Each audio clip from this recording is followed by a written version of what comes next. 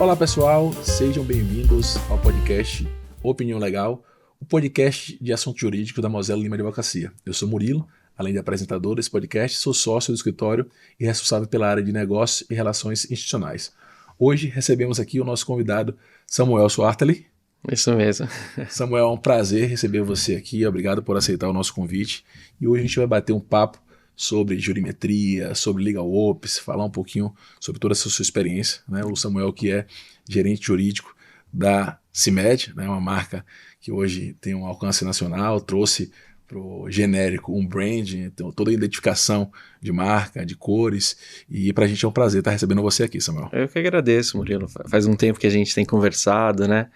E a gente tem muita coisa nova aí, né, no mercado de tecnologia, né? E então, foi um prazer mesmo estar aqui com vocês. Samuel, conta um pouquinho da sua carreira, né? Fala um pouquinho sobre a sua atuação no jurídico corporativo, um pouco também da sua experiência lá na CIMED, tem toda esse apelo de inovação, né? Trouxe mais uma vez pro genérico um brand muito forte. Então, como é internamente o jurídico de uma companhia como a CIMED? Conta pra gente. Legal. Faz 3 anos, né, que eu faço parte da CIMED. Então, é muito, muito interessante trabalhar numa empresa como a CIMED. Eu venho de uma estrutura muito grande anterior e com muito tempo, uma estrutura mais engessada, né? Mas também sou muito grato aí à minha experiência anterior também, porque foi o que me forjou para chegar ali na CIMED e poder executar muitas das coisas que eu planejava, que eu tentava, né? Trabalhava muito com cultura, tentando transformar. A gente via muitas vezes que o jurídico, ele era uma ilha no meio empresarial, um jurídico interno, né? Então, é uma linguagem, é um juridiquês, né? Então, tem até a forma de se vestir, muitas vezes, isso atrapalha. Com a pandemia, né, 2020 foi quando eu entrei na CIMED, ali mesmo eu me juntei junto ao Zavaglia, que talvez você conheça o Alexandre Zavaglia, a gente montou um curso, né, de gestão jurídica e ciência de dados. E quando eu montei esse curso, eu entrei no Jurídico Sem Gravata também, que é o Instituto Jurídico Sem Gravata. Legal. E eu pensava, poxa, só eu que estou ali, parecendo um patinho feio nesse jurídico, não sei falar o juridiquês, não me visto da mesma forma. E eu vi que tinha muito disso. E na pandemia, ela de forma exponencial a questão tecnológica, né? É a questão tecnológica. E com isso eu conheci alguns colegas, né, que me aproximaram da CIMED, né, e em 2020 aceitei o convite de fazer parte da CIMED nesse contexto de mudança, nesse contexto de um jurídico que precisa estar mais próximo do negócio, que precisa falar a linguagem do negócio, né, e pude fazer parte desse processo de transição do jurídico, trazendo mais efetividade do jurídico mais próximo, trazendo dados, né, organizando a base de dados, sistemas, e aproveitando de toda essa onda de legal ops também que a gente viveu, de tecnologia, trazendo para dentro do jurídico da CIMED. E é muito legal trabalhar lá, porque a gente tem um CEO, né, o João Adib, né, a Carla, vice-presidente, que são hoje influenciadores, né, que são embaixadores da nossa marca e que também conseguem trazer decisões rápidas, né, no dia a dia da companhia, né, e o jurídico ele trabalha muito em conjunto com as áreas de negócio, né. Eu trabalho com 2 colegas que são gerentes também, né, e uma nossa diretora institucional, e com isso a gente tem hoje acho que em torno de 15 pessoas, 15 advogados internos, nossos escritórios parceiros também, trazendo tecnologia, trazendo essa proximidade. Então, as decisões são tomadas de forma muito rápida, né? E a gente precisa, então, dentro de um contexto de insegurança jurídica brasileira, a gente nortear porque não tomar decisão já é um risco. Então, qualquer decisão que é tomada, a gente consegue nortear com dados, com fatos, trazendo segurança jurídica, trazendo um cenário jurisprudencial, né? Então, tem sido muito bacana trabalhar na CIMED nesse tempo. Que legal, e bom saber dessa dinâmica na tomada de decisão, porque isso hoje faz parte do cotidiano do ser humano, né? Eu costumo brincar que há tempos atrás você ia para uma viagem, né? Você comprava o filme da sua máquina, você viajava, tirava foto, voltava da viagem, revelava a foto, marcava com seus amigos e familiares para mostrar o álbum das fotos, né? Hoje você viaja e faz uma live, posta um history, posta na sua rede social E a informação ela se tornou muito dinâmica e, consequentemente, a tomada de decisão ela se tornou muito dinâmica. E quanto mais você entende isso, quanto mais você assimila isso no seu mindset, mais efetividade você consegue ter. Né? Então, essa tomada de decisão, e aí a gente traz para o jurídico. Isso. Então, quando você tem, e todo background é importante, né? A trazer a tecnologia, porque você também não consegue tomar uma decisão célere se você não tem uma base de dados que te indique qual é a efetividade daquilo. Então, a nossa profissão ela é muitas vezes vista como uma profissão mais romântica, né? O jurídico, o artesanato jurídico, que é importante, a técnica sempre é importante, né? Mas, sobretudo, quando você num momento da humanidade que estamos, onde a troca de informação ali é muito importante e muito dinâmica, quando você tem um background que assessora o jurídico, que traz para o jurídico, e aí a gente falando de jurimetria, né, é algo importante, você consegue tomar decisões mais céleres e, consequentemente, mais eficazes, porque você leva a solidez da informação com o ganho do tempo. E aí você tem que ter a habilidade de otimizar essa informação, né? A gente vive na era que era Twitter, agora é o X, né? É o X aí. São poucos caracteres e a informação precisa ser passada. E muitas vezes o contexto jurídico, principalmente o contexto brasileiro, ele é muito complexo. Como você vai conseguir pegar uma informação gigante e passar de uma forma rápida para você ter uma tomada de decisão rápida? Né? Então, com isso, por isso que legal design, né? vem nesse cenário de você conseguir, como eu consigo trabalhar minha comunicação para que, ao mesmo tempo, algo complexo e robusto eu consiga passar de forma rápida para a tomada de decisão, porque ninguém tem mais tempo de sentar, de olhar, de ficar falando, olha aqui, porque a jurisprudência, né? Porque o Pontes de Miranda. Verdade. Infelizmente, assim, seria muito bom se a gente conseguisse ter mais tranquilidade, né, no nosso dia a dia, mais calma, mas a gente vive um contexto muito rápido e o advogado ele precisa criar mecanismos de que a informação chegue, né, de que o risco esteja com todas as suas cores, né, mas ao mesmo tempo não dá para ser um jurídico, não é por aqui, ou simplesmente, olha, tem esse caminho tem esse ponto, e eu recomendo esse. Tem que ser um jurídico que mostra a decisão ali. Então é muito bacana a gente ter essa possibilidade de viver nesse contexto, né? Com certeza. E falando sobre jurimetria, Samuel, conta pra gente um pouquinho, explica para o nosso público aí, muitas vezes podemos ter pessoas aqui que nos assistem que não conhecem ainda o termo jurimetria, né? Conta pra gente qual é o conceito da jurimetria e a aplicabilidade dela no que a gente vem chamando de evolução do jurídico, que é o jurídico 4.0, agora já se fala no jurídico 5.0 com o uso da inteligência artificial, independente da nomenclatura, a gente, como em qualquer profissão, né, o direito, o advogado, o jurídico interno, o magistrado, tem passado pela evolução que também está alicerçada na evolução tecnológica. Né? O ser humano, desde a sua gênese, ele vem evoluindo e trazendo a tecnologia, ainda que não digital, mas ferramental, como o alicerce da evolução do ser humano, e na profissão isso também se reflete. Né? Então fala pra gente sobre o conceito da jurimetria, explica um pouco, e qual é a base de aplicação disso nessa evolução do direito. Sim. A jurimetria pode parecer um contexto muito complexo, mas ele é simples, né?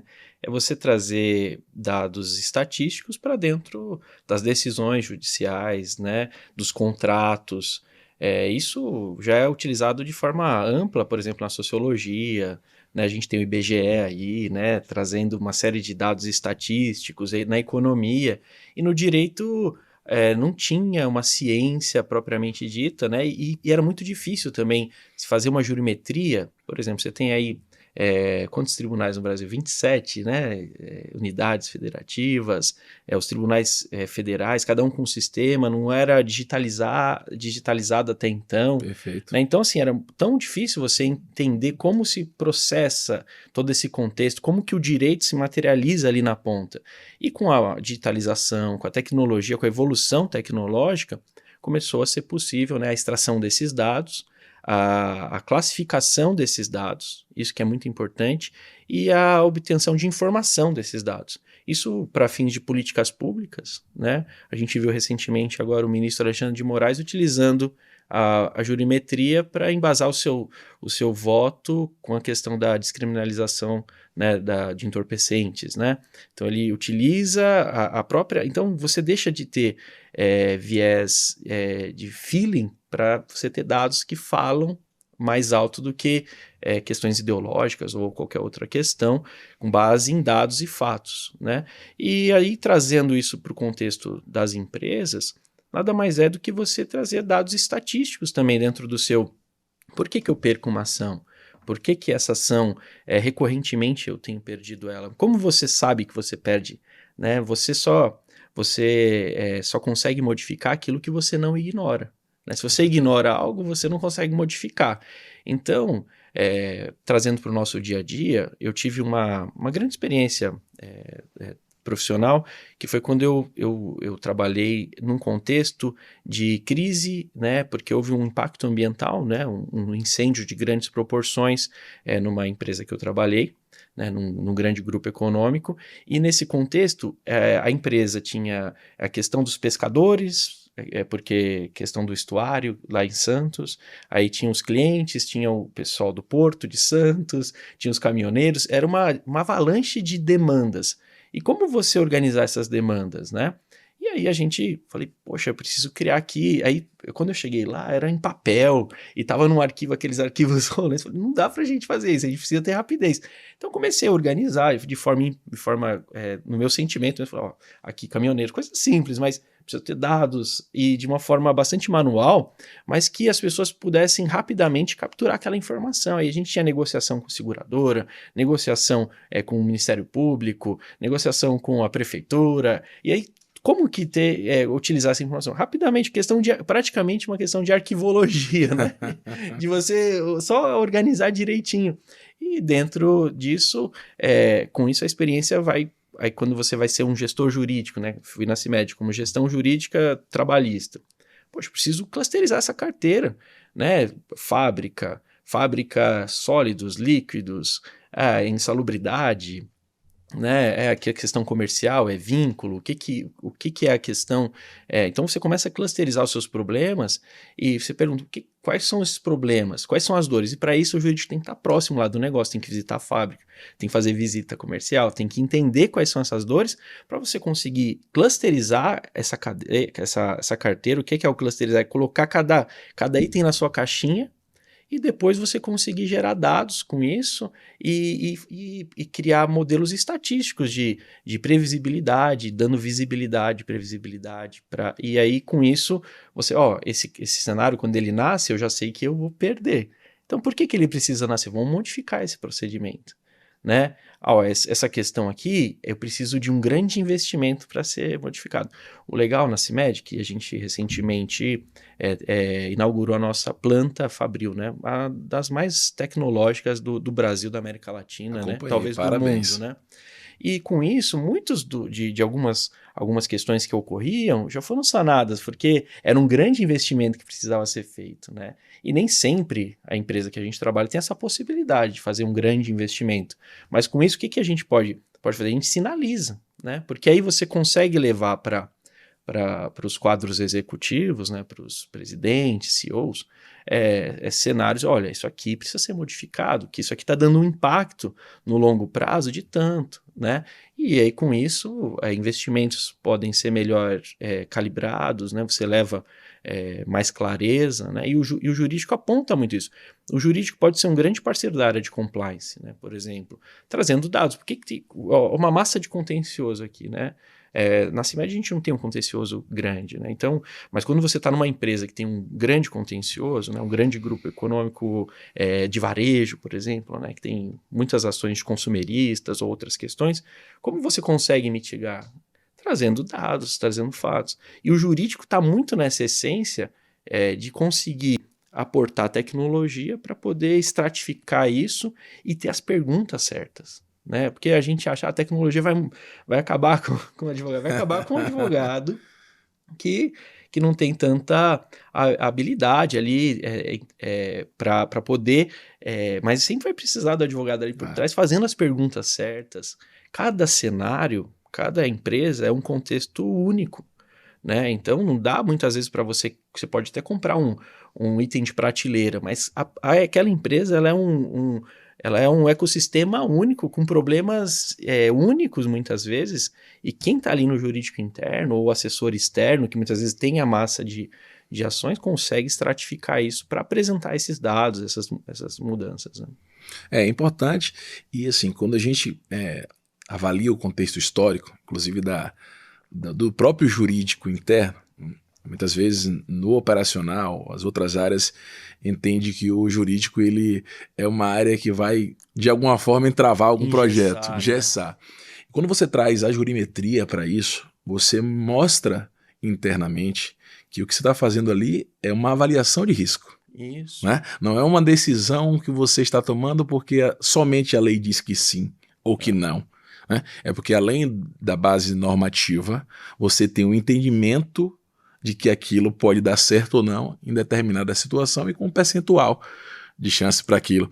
Então faz com que a decisão ou a opinião do jurídico seja mais palatável. Isso. Né? Ela faça mais sentido. É como você disse, o juridiquês é algo que muitas pessoas falam que até já saiu de moda, porque você traz uma palavra aqui, claro, dentro do direito a gente tem a formalidade, né? Tem toda a ritualística, mas com essa dinâmica da informação, quando você traz informação que não faz sentido ou que é desconhecida para uma pessoa, você perde tempo. Uhum. Então, dentro dessas decisões mais rápidas, você sendo menos jurídico e mais objetivo, e claro que a sua objetividade tem que ter um embasamento jurídico, né? Mas você ganha. E quando você traz a jurimetria, você passa a não falar só em lei. Né? Você não passa a não falar só do ponto de vista normativo. Você passa a falar em probabilidade. A gente traz uma coisa mais exata, ainda que o direito não seja uma ciência exata, mas você traz para as outras áreas que não estão com o entendimento ali só vinculado à parte legal, né? Tem a parte doutrinária, tem a parte jurisprudencial, e isso também é complexo para que as outras áreas da empresa entendam, porque às vezes a lei diz que sim e a gente não conseguiu. Né? Aí o interno diz, mas pô, a gente não tem uma lei que fala sobre isso, que diz que sim, mas pô, o entendimento desse juiz é diverso, tem um entendimento doutrinário que ele seguiu. Recentemente a ABJ fez um estudo quando estava com aquela questão de condenação em segunda instância ou não, né? Para verificar quantos casos eram reformados após a segunda instância, como que era. E estranhamente verificou-se aqui, acho que no TJ de São Paulo, salvo engano, que uma Câmara era muito garantista, ou seja, reformava muito, e a outra estritamente mais legalista ali na questão de condenação. Então mantinha, acho que em torno de 80% das condenações, e a outra mantinha apenas 20%, reformava 80%, o contrário, assim, basicamente, depois a gente pode até ver. Mas assim, é o mesmo Código Penal, né? É o mesmo direito processual penal com duas aplicações totalmente distintas. E como você vai explicar isso? Não, então foi algo muito complexo ali que eles verificaram e, de fato, isso pode ocorrer. E por que ocorre? Aí são as dúvidas, né? Parece que eles até tentaram, a formação, será que os desembargadores são de tal faculdade, a idade...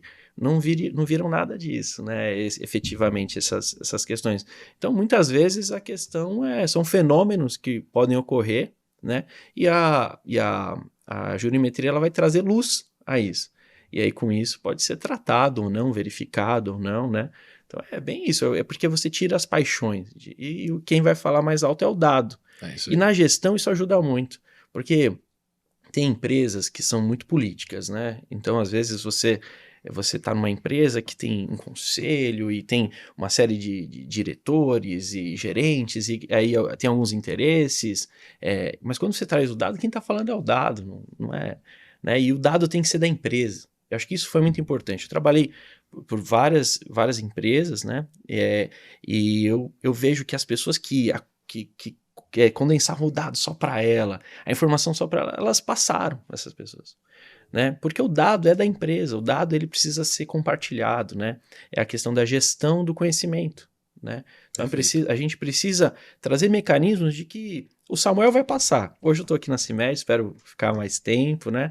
Mas daqui a pouco a informação é da CIMED. A CIMED vai continuar, ela é uma entidade. Assim como eu trabalhei no Grupo Ultra, e hoje o Grupo Ultra está aí também trabalhando, trabalhei em outras empresas. Então, assim, a informação é daquela empresa e a gente tem que deixar o nosso legado com os dados, com a tecnologia, para que ele fale mais alto, né? Não a gente, né? É isso. Com certeza. E assim, não é o caso de vocês, né? E você falando aqui, eu estou imaginando os cenários, né? A gente atua muito para empresas multinacionais. Vocês são é uma empresa genuinamente brasileira, mas já é difícil você explicar isso para o brasileiro, né? Dentro de uma corporação. Quando você tem que informar isso para o asiático, para o europeu, né? Até para a própria América do Sul, que a gente tem um monte de norma, e que essa norma, além de ser volumosa, ela é pouco explicativa, então dá margem a vários tipos de interpretação, que aí, claro, tem a lógica do direito, que efetivamente não é uma ciência exata por conta disso, né? Mas a gente tem as divergências nos próprios tribunais, e é difícil explicar isso para quem já é brasileiro. É difícil, mas para quem não é mais difícil ainda. Então, eu acho que a jurimetria traz para esse ponto positivo, né? Como você disse, de trazer uma coisa além da emoção. Além da emoção. Né? É uma coisa de razão. Olha, que a gente não tem.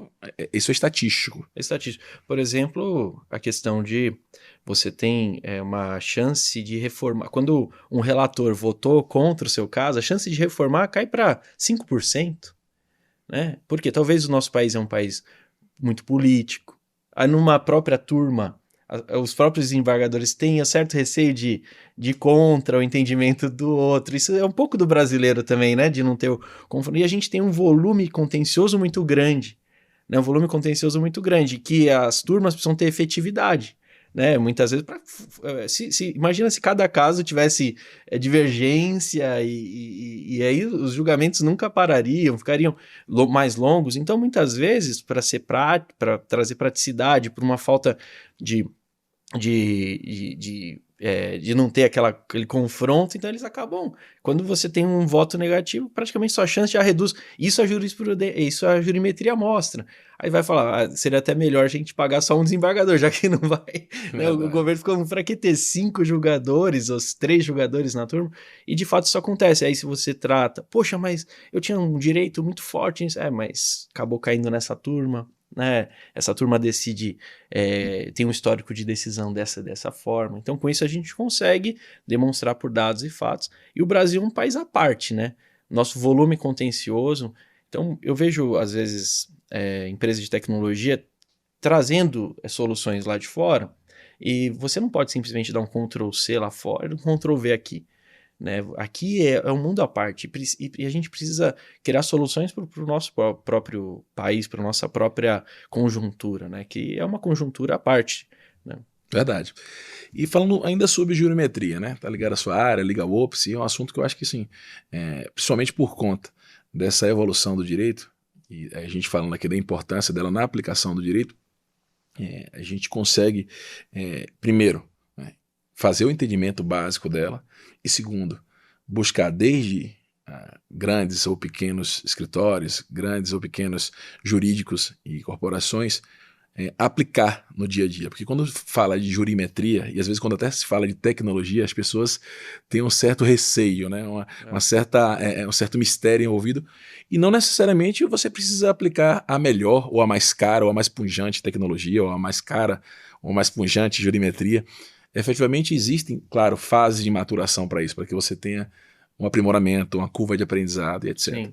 Para as pessoas que estão assistindo a gente aqui e que ainda não têm efetivamente um sistema de jurimetria implementado, uma cultura de jurimetria implementada, o que é que você acha que é a tarefa principal ali, além, claro, da gestão de dados, né? Porque você não tem jurimetria se você não tiver dado assertivo, se não tiver o controle desse dado. Mas o que é que você acha que, ultrapassado essa parte de gestão da informação, são características importantes para a implementação da jurimetria dentro do jurídico? ter uma sensibilidade dos problemas, saber fazer as perguntas certas, porque só fazendo as perguntas certas a gente consegue é, unificar a nossa informação, né? Clusterizar a nossa informação, padronizar, né, a nossa informação de uma forma correta para que a gente tenha as respostas certas. Então, muitas vezes, a gente precisa... tudo começa com um bom Excel, né? Muitas vezes, né? Porque às vezes a gente tem uma massa de dados muito grande, fica impossível. Aí a tecnologia vai aportar, então você precisa ter um bom sistema jurídico, mas o sistema não faz mágica, né? Se não tiver alguém que consiga identificar, olha, eu preciso desse campo, e nem dentro desse campo eu tenho 5 possibilidades, e aí outros. Aí, de repente, quando a gente vai ver o outro, está 80%. Então, assim, não, a gente tem aqui 5 possibilidades só, então eu tenho que refinar, eu tenho que colocar dentro de um funil. E aí, com isso, a tecnologia, ela agrega muito para a gente, porque a gente hoje, com a questão da inteligência artificial, a gente já começa a ter ferramentas de olhar uma base de dados, né, fazer leituras de PDF e conseguir que a própria tecnologia preenche esses campos para a gente. Isso é muito novo, né? Mas anteriormente o que a gente conseguia era coisas mais simples, com os metadados do próprio tribunal e aí dados internos também da nossa operação, né? Então eu que, por exemplo, na CIMED que tenho uma fábrica, quais áreas da fábrica, né? Quais tipos de problema, né? Isso estou dizendo para o trabalhista, para o civil e outras questões de marcas e outras questões. Então, como a gente consegue falar, olha, eu preciso dessa informação, então eu consigo organizar esses casos para que dentro de uma esteira, ao serem processados, eles já caminhem, né? E aí, com isso, eu começo a ter a minha base tratada, e com a base tratada eu começo a fazer a gestão. E aí, hoje é possível a gente olhar para os tribunais, né? Então, agora a gente tem a Fenaló aí, que tem uma série de empresas de tecnologia, de escritórios, desenvolvendo a sua própria tecnologia, né, que conseguem, ao entrar com um processo, saber já quais são as nuances desse processo. E eu vejo que não vai ter mais como um advogado se ficar de fora disso. Eu vou propor uma tese, eu vou propor uma defesa. Vai ter que trazer esse background, né? Então hoje a gente já tem mais facilidade, porque tem uma série de empresas já vendendo essas análises, né? Aí é saber filtrar, saber conhecer, saber provar também, né? Tem muita gente vendendo soluções e a gente precisa também, dentro de um jurídico, dentro de um escritório, saber testar essas soluções, né? Não dá pra gente ficar só numa apresentação de PowerPoint, eu faço isso, não, peraí, eu tenho um problema aqui. Então, às vezes, eu vejo algumas empresas que fazem aquele pitch day, né? Então, colocam um problema no mercado e aí vem as startups para poder tentar solucionar esse problema, né? Ou quando eu faço um bid com algumas empresas, eu faço uma fase de prova de conceito, né? Então, eu posso provar, peraí, olha, deixa eu fazer então um teste aqui. Então isso é muito importante para que a gente possa absorver a melhor tecnologia e eu vejo que a gente vai ficar na mão só de uma empresa, a gente vai ter que ter alguns fornecedores que nos ajudam dentro de determinados problemas que vão acontecendo, né? É importante, assim, toda essa parte de aculturamento, né? Para nós do mundo jurídico, é uma coisa que existiu e até certo ponto ainda existe um pouco de resistência, né? A gente, no escritório, a gente sempre teve esse DNA de inovação, né? A gente sempre buscou ser um escritório que busca, além, claro, da boa técnica jurídica, mas trazer, pensar fora da caixa, trazer ferramentas de inovação. Podcast. Fazer um conteúdo como esse, porque isso traz para a gente a missão de buscar novas etapas, né? E aí, falando um pouco desse, mais uma vez, você falando, eu estou aqui pensando paralelamente, né? Interagindo com o conteúdo que você está trazendo. A gente, no escritório, hoje nós temos o CIT, que é o Comitê de Inovação e Tecnologia, que são profissionais do escritório, e aí você vê a mudança, né, que ocorre no mindset. Hoje nós temos profissionais no escritório que não são da área jurídica.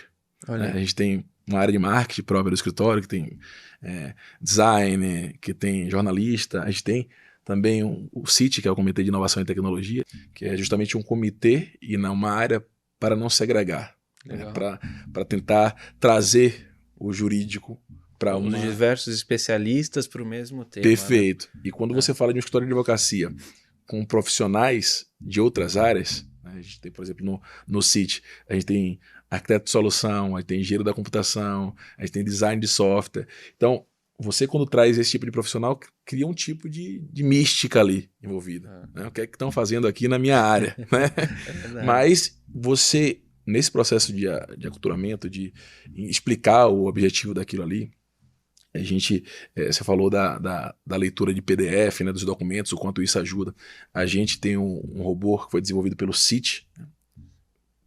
Todos os produtos do CIT, a gente tem essa premissa.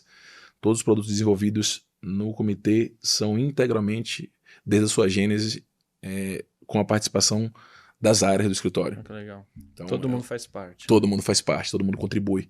Isso traz uma visão além da tecnologia, porque tem que ter uma visão prática. A tecnologia ela não adianta ser bonita, né? Não adianta ser plástica, ela precisa ser efetiva. Sim. Então, falando do The Guardian, por exemplo, era um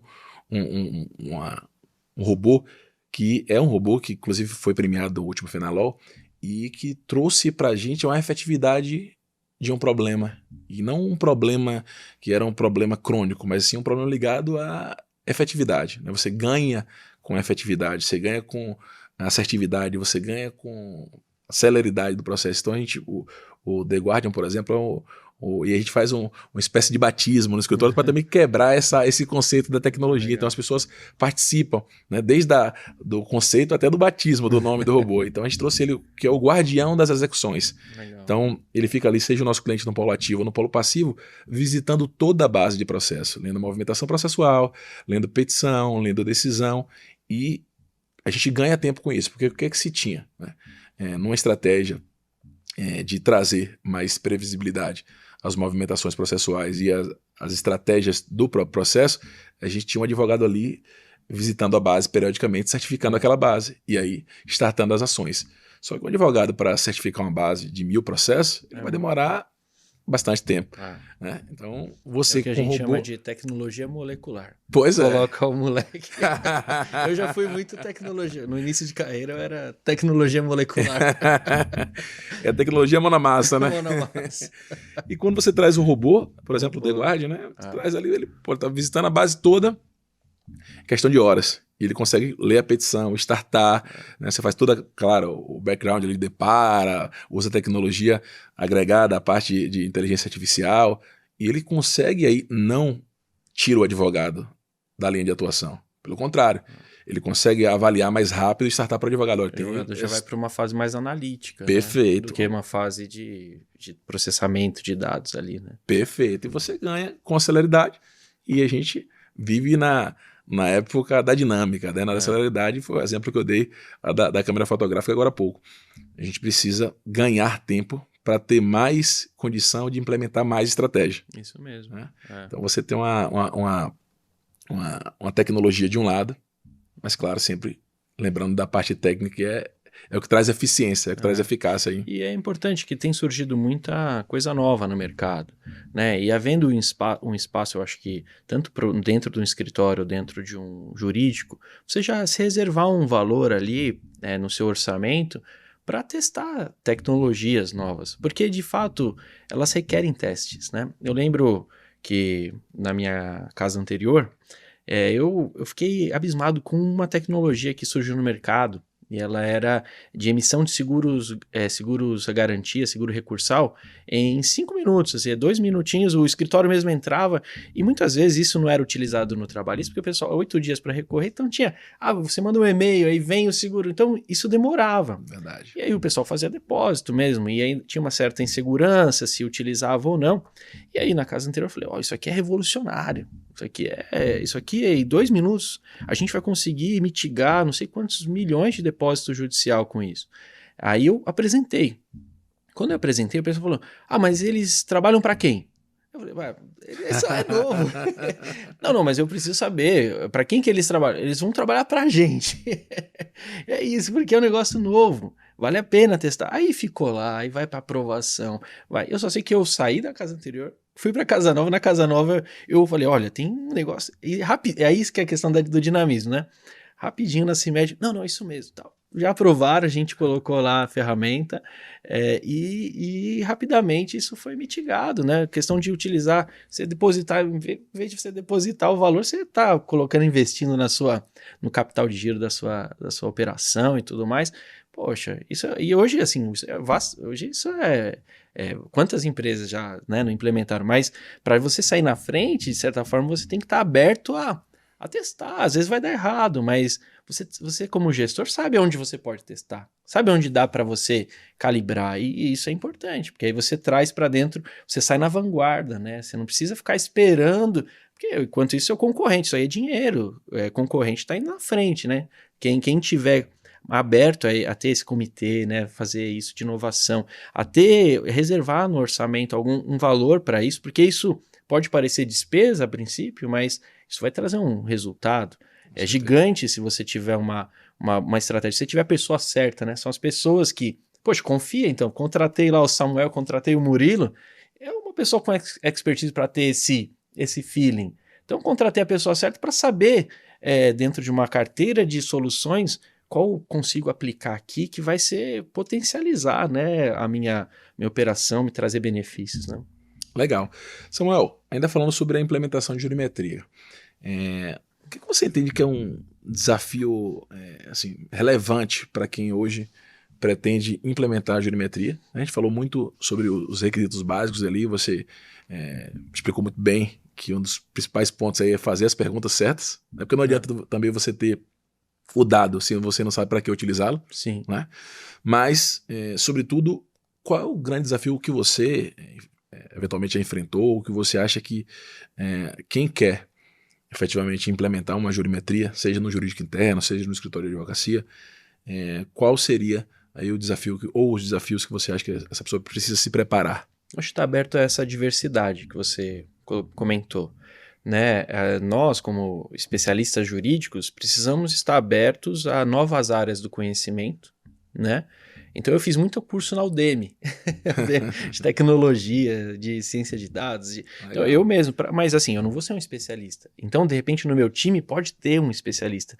E ele não é da área jurídica. Então, agregando conhecimento, né, essa interdisciplinaridade dos conhecimentos nas áreas, isso vai ser um diferencial. Né? Então, eu me recordo que quando eu era ainda coordenador, perdi uma advogada. E eu não teria como contratar outra pessoa para o time. E eu tinha um economista que veio da área de compliance tributário, que estava ali. E eu teria que demiti-lo. Né? Só que ele agregava muito. E eu só tinha que, então, ou eu ia repor a vaga da advogada, ou eu teria que mandar embora esse economista. E eu falei assim, não, ele vai substituir a advogada. E quando o pessoal olhou para mim e falou assim, não, mas como? Você vai perder um advogado? Eu queria ficar com os dois, né? Na verdade. Mas por questão orçamentária, não tinha como. Não, então vou ficar com esse economista. E foi a coisa mais acertada. Até hoje ele trabalha na área jurídica. Por quê? Porque ele agregava um conhecimento que a gente não tinha. Né? Um conhecimento até de Excel, muitas vezes, esse pessoal Nossa, eu lembro um amigo contador, mexia no Excel, parecia que estava jogando videogame, assim. E assim, você ter essa questão, agregando os conhecimentos, isso se mostrou acertado. Naquele momento, isso foi em 2019, se não me engano, não tinha essa visão muito clara ainda. Mas eu falei, pô, se substituir um advogado por um economista? Sim, porque eu sou advogado, então agora eu vou precisar aqui de um economista que vai me agregar, né, para contingenciamento, para uma série de outras coisas. Isso foi importante. Então, acho que está aberto a essa interdependência das áreas, né, agregar esse conhecimento. Isso é muito bom para que a gente possa ter uma análise mais profunda da questão, com olhares distintos que às vezes eu não tenho, o outro vai ter, e a gente se complementa. Né? Essa questão dos olhares distintos aí, eu acho que tem muito a ver também com a parte de como a jurimetria se apresenta. Né? Desde da sua concepção do projeto, desde da fase embrionária do projeto, mas também na fase final, da entrega do produto, né, do entregável. E aí, falando de visão um pouco, o que é que você acha da relação jurimetria e legal design? Né? O que é que você acha que efetivamente é aplicável dentro dos conceitos do legal design? A jurimetria ela precisa ter a parte plástica, né? Ela precisa ter a parte, do ponto de vista visual, melhor apresentável. Você acha que a jurimetria está ligada ao número, e número é número, e acabou? Qual é a sua visão sobre isso? Acho que o legal design ele traz essa sofisticação para a comunicação jurídica, né? E aquilo que a gente fala, as pessoas hoje, assim, até sem querer, elas não têm mais paciência de ficar vendo uma série de dados, textos. Então, com isso, a gente precisa ter essa habilidade de comunicação. O legal design, para mim, nada mais é do que conseguir comunicar algo que era mais complexo de uma forma mais simples, né? E não dá para ficar inventando muito. Às vezes, você conseguir ter esse poder de síntese, né? Trazendo para uma apresentação as coisas mais relevantes, né? Então isso foi, para mim, engraçado. A gente faz tantos cursos, mas um dos cursos que mais foi importante para mim, lá quando isso nos idos de 2019, 2018, foi um curso de PowerPoint. E eu fiz o curso de PowerPoint, aí eu acionava uns botões assim, dentro do PowerPoint, dentro de um slide só, a gente conseguia falar sobre o tema, apertava, aí vinha, acionava os mecanismos, assim, fazia uma animação ali. Hoje o pessoal já faz coisa muito melhor. Mas foi importante, porque aquilo me ajudou na minha comunicação do problema, né? Então, tava lá, não era um montão de slide chato. O cara, quando vê uma apresentação, tem 30 slides. Ah, não, você tá de brincadeira. Então, era um slide só. Só que se apertar os botões, você conseguia fazer as movimentações lá das contingências, do que estava sendo passado. Então isso é legal, a gente ter esse poder de síntese. Eu acho que o legal design traz isso pra gente. Então quando você traz uma pessoa de marketing, uma pessoa que tem essa facilidade, um advogado que estudou um pouco disso, a gente consegue que ele nos ajude a fazer uma apresentação melhor, né, a ter uma síntese melhor daquilo, né? Hoje o ChatGPT é legal, então você pode ficar conversando com ele. Muito legal. O que você acha? Então bem legal. A gente utiliza a tecnologia, busca sempre implementar ferramentas. A gente tem o Elo, né, que é o nosso a gente chama de concierge, né, da Mozilla, mas é o assistente virtual que fica dentro do nosso portal interno. E aí ele tem a tecnologia do ChatGPT, inteligência artificial, né? E você vê o quanto isso auxilia também porque o profissional, como você disse, não basta só hoje você escrever uma boa peça, né? Você tem que saber fazer um pouco da apresentação ali no PowerPoint para trazer menos juridiquês e mais objetividade para o seu cliente, dentro da lógica de que o tempo e ser mais dinâmico, ele vai trazer mais efetividade. Então, você também interagir com a tecnologia é importante, né? A gente, trazendo esse conceito para o escritório, observou muito isso. O Elo, por exemplo, né, que você estava falando do ChatGPT, que tem a tecnologia da inteligência artificial. Antigamente a gente alterava, por exemplo, o layout do nosso timbre, né, nosso papel timbrado, e aí você, prezando pelo padrão, o objetivo era que todo mundo, a gente hoje nós temos mais de 200 advogados, 270 advogados hoje, e a gente tem, assim, tinha um problema, porque às vezes não chegou na unidade tal o papel timbrado novo, ou chegou e as pessoas não sabiam onde estavam. Então, por exemplo, a tecnologia hoje trouxe essa eficiência, porque o advogado vai lá no nosso portal e pede, quero o papel timbrado atualizado, ele vai lá e manda para você. A gente tem um setor de marketing interno também, e às vezes você faz a apresentação, a gente já tem apresentações padronizadas para trazer o visual law, né, o legal design melhor para os nossos clientes, mas também conta com essa apresentação de profissionais especializados. Então, ele coloca lá no Elo, preciso de uma apresentação, ou ele manda a apresentação, os templates, né, de apresentação padrão, ou ele já direciona também, ele fala, olha, se for uma coisa mais complexa, se algo para apresentar de forma externa, não hesita não, pede ao nosso marketing, faz a produção. Então você traz, antigamente você mandava um e-mail, ligava para alguém para saber, e você perde muito tempo com isso. E você deixa de ganhar efetividade. Então isso é muito importante, né? Essa questão de trazer, dentro do conceito geral, a visão, para as pessoas no mundo jurídico, que efetivamente a tecnologia vai agregar e que o advogado ele precisa ser multi-skill. Não dá mais para ser o bom parecerista, não dá mais para ser só o bom parecerista, só o advogado bom de audiência. Você precisa ter a primeira curiosidade, né, a busca pelo conhecimento e também treinar suas habilidades, né, para fazer uma boa apresentação quando é preciso, para entender um pouco da jurimetria, entender um pouco da ferramenta necessária para o objetivo da sua atuação, mas sempre pautando no conhecimento, na busca por outras habilidades que não a habilidade técnica é inerente para nós na função de advogados, né, de profissionais da área do direito. Isso. Então isso é muito importante. E aí, finalizando nosso papo, Samuel, eu acompanho muito vocês do Jurídico Sem Gravata também. Então fala um pouquinho pra gente como é que funciona, qual é o propósito de vocês. Acho que é muito interessante. Legal. Tem muita sinergia com o que a gente falou hoje, né? Do quebrar o juridiquês. Às vezes a gente tem, claro, dentro do conceito das formalidades que são exigidas para a profissão, né? O tribunal lá tem um regimento que exige o uso da gravata ou o uso do terno, e às vezes a gente tem que efetivamente utilizar mesmo, mas isso não necessariamente precisa ser o tempo todo, né? A figura do advogado próximo ao cliente, ela é muito mais benéfica do que o advogado como um senhor, né? Sim. Que está ali, um seu doutor, né? Aquela pessoa que está lá com um terno e um paletó que está em um outro patamar, que na verdade não é. O propósito é você estar junto ao seu cliente, próximo ao seu cliente e efetivamente trazer a experiência do cliente com o entendimento do negócio dele e você também, dentro da sua experiência, com a avaliação jurídica. Então conta pra gente como é que funciona um pouco lá do projeto. Desengravatar mentalmente, né? A gente tem que usar gravata muitas vezes. Verdade. No STJ eu tive recentemente, você não entra se não tiver com a gravata, mas verdade. Essa questão mental mesmo, né? Buscar essa proximidade, né? Com o seu cliente, buscar essa proximidade com o seu cliente interno, com os problemas, ter uma linguagem mais apropriada.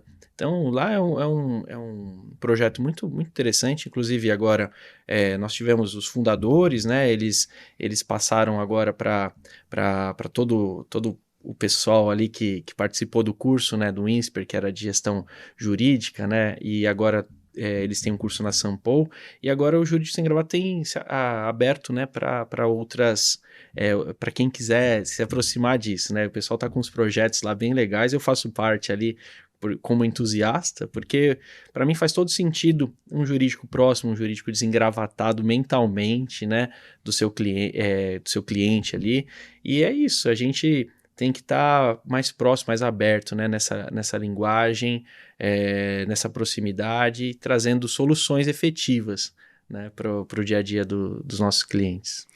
Essa interação do Jurídico Sem Gravata, vocês têm algum tipo de ações direcionadas com pessoas externas, eventos? Como é que vocês fazem o dia a dia do projeto em si? Olha, assim, ele começou de uma forma despretensiosa com sócios fundadores, né, que tinham esse mesmo inconformismo, né, do dia a dia, de um jurídico distante, e que com isso estruturaram um curso no INSPER, que foi por muitos anos ali um curso de gestão jurídica, e formou-se alguns alunos ali que com isso criaram um grupo de WhatsApp, e eles criaram um instituto, então começaram a formalizar isso, e a gente vê que há muita adesão na própria comunidade, mas não tinha nada tão estruturado, como eu faço para me associar, porque foi algo de colegas, de amigos, que foi crescendo, né, com base nos alunos que foram surgindo ali, e agora de fato eles passaram isso para que a gente possa trabalhar, né, como associados, né, como membros ali, para trazer isso mais para uma abertura maior. Então o pessoal está com bastante projeto, né, nesse sentido, e deve vir novidades por aí. Que legal. Samuel, agradecer a sua presença mais uma vez, foi muito bom o nosso bate-papo, né? Espero que a gente volte a se falar aqui no nosso podcast Opinião Legal, podcast de assuntos jurídicos da Marcelo Lima, e mais uma vez é um prazer recebê-lo, foi um momento de grande aprendizado e espero que a gente volte a estar aqui nessa mesa falando sobre tecnologia, sobre jurimetria, sobre toda essa parte do back office do jurídico, né, do legal office, toda a parte de operação, que é muito importante, seja para as pessoas que efetivamente já têm uma operação, né, e busquem a evolução disso, e também para as empresas, para os escritórios que busquem inicializar um projeto nesse sentido. Mais uma vez, obrigado, meu amigo. Eu que agradeço, Murilo. Um abraço para todo mundo do escritório aí, muito sucesso. E a gente continua junto. Esse mundo jurídico é muito pequeno, né? E a gente vai sempre se ajudando, estando junto aí para enfrentar os desafios. Um abraço. Obrigado, meu amigo. Valeu. Agradeço a vocês pela audiência e até o próximo episódio do podcast Opinião Legal.